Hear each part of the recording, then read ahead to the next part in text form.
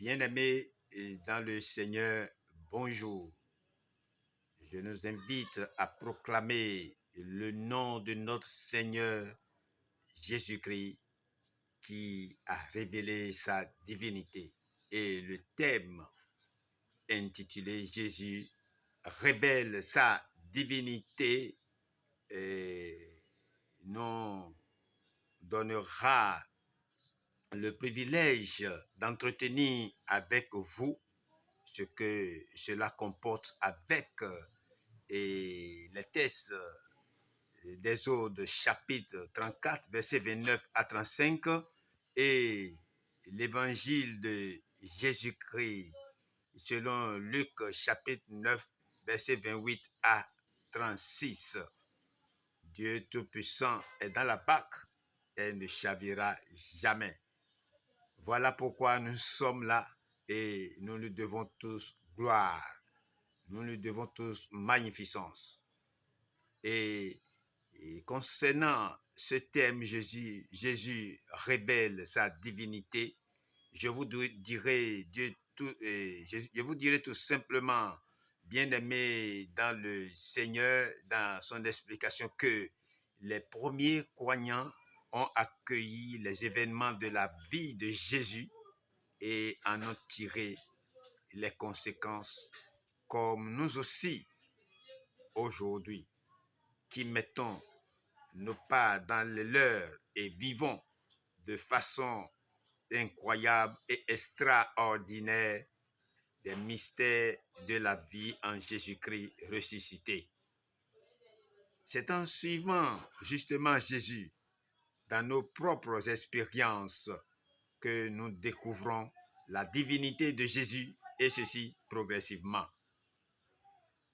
Si tu confesses de ta bouche le Seigneur Jésus et si tu crois dans ton cœur que Dieu l'a ressuscité des morts, tu seras sauvé. Romains chapitre 10, versets 9 à 17.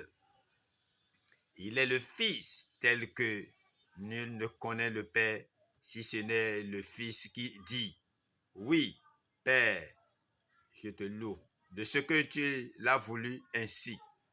Toutes choses m'ont été données par mon Père et personne ne connaît le Fils si ce n'est le Père. Personne non plus ne connaît le Père si ce n'est le Fils et celui à qui le Fils veut le révéler. Venez à moi, vous tous qui êtes fatigués et chargés, et je vous donnerai du repos.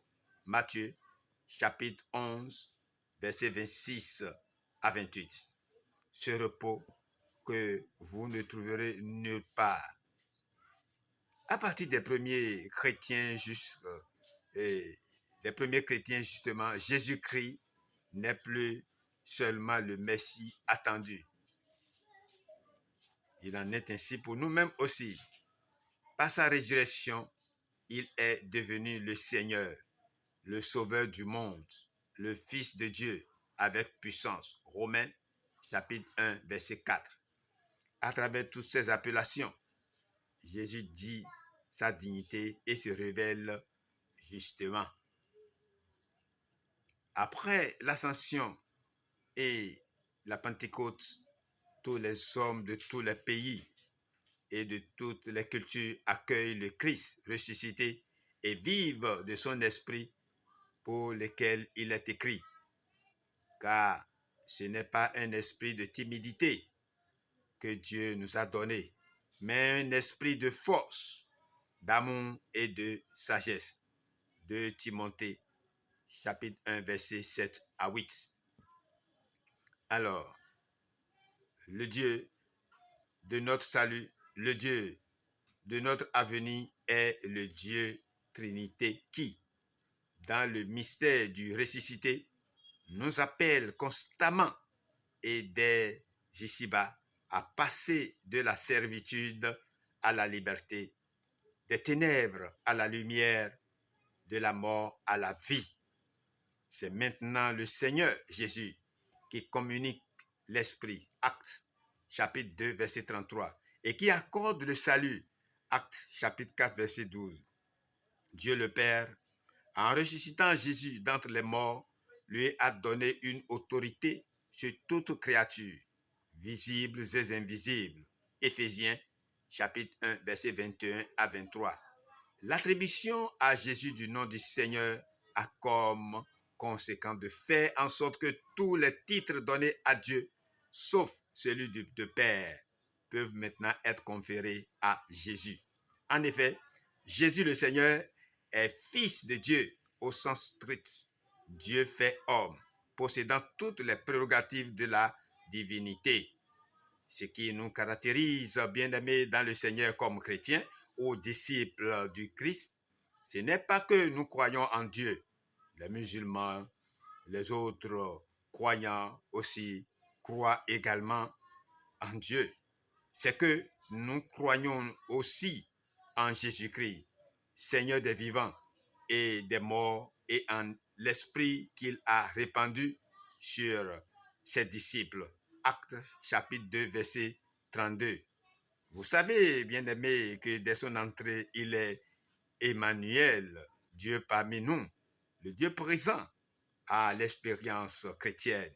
C'est à la fois Dieu le Père et son Fils Jésus-Christ qui assiste et dynamise les croyants par son esprit.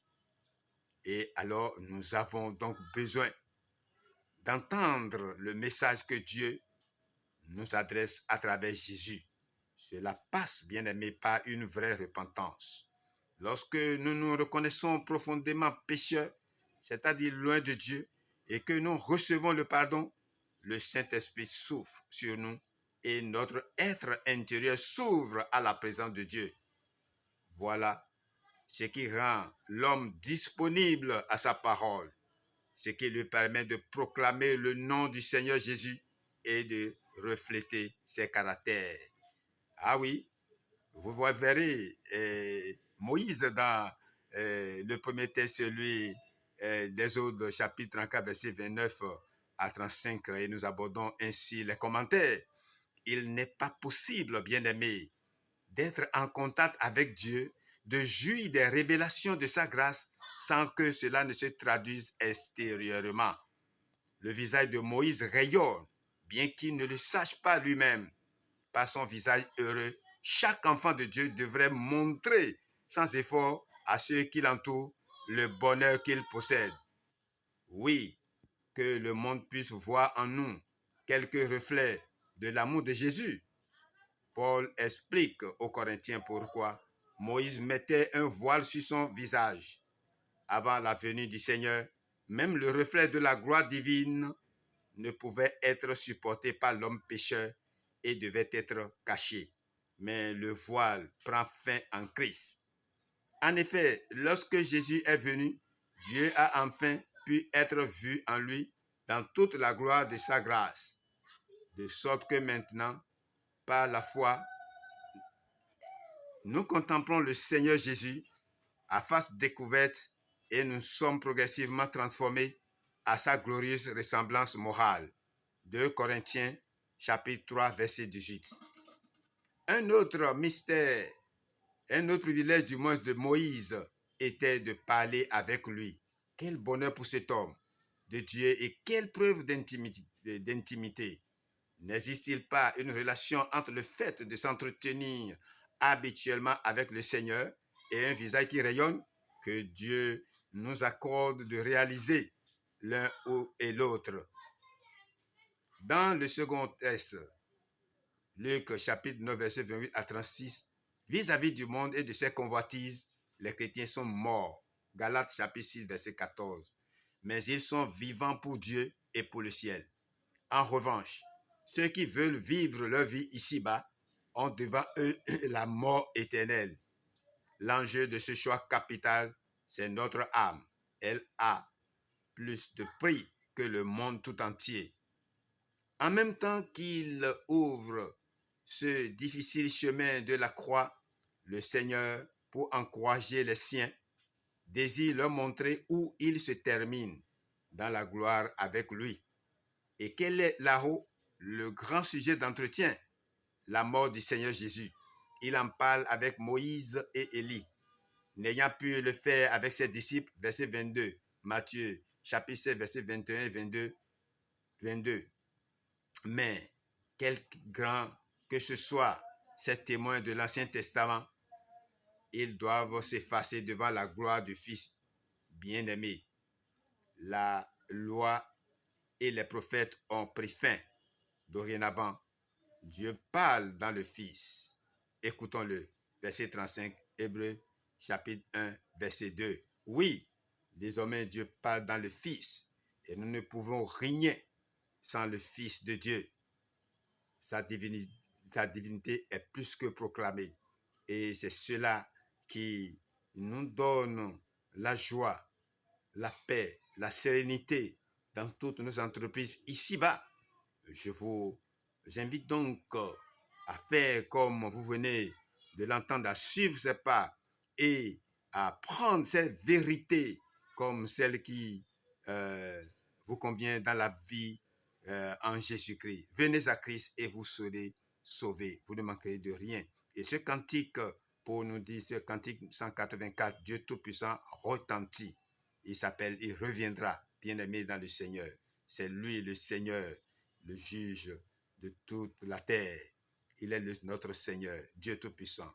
Voyons, soyons vraiment heureux d'être avec lui. Et vous tous qui n'êtes pas encore là avec nous, venez à Christ. Venez l'accepter comme le chemin, la vie qui vous convient pour que vous puissiez être des nôtres ce grand jour où il reviendra. Merci à vous pour votre attention. Je vous remercie et à la prochaine pour d'autres publications. Votre bien-aimé Humbo Denapo Ignace des Églises des Chérubins de Séraphins. À bientôt. Et que le Seigneur soit avec vous. Amen.